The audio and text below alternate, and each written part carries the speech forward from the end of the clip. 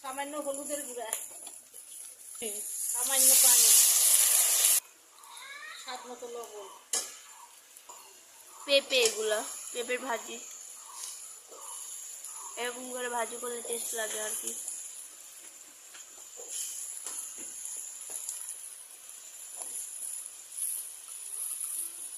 মিষ্টি কুমড়ার মতন ভাজি আর কি। এটা ভাত দিয়ে খাওয়া যাবে, রুটির সাথেও খাওয়া যাবে।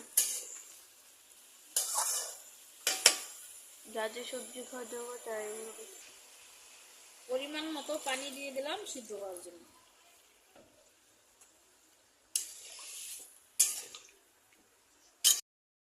আসছে গল্পতে আরো একটু ঢেকে রাখা লাগবে, তারপরে নামিয়ে ফেলবে।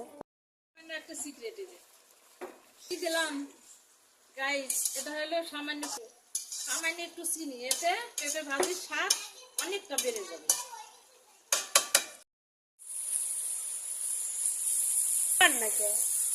পেঁপে ভাজি করানো শেষ হয়ে গেছে। পেঁপে ভাজি করা শেষ, পেঁপে ভাজি হয়ে গেছে, এখন নামিয়ে ফেলছি। অনেক সুন্দর।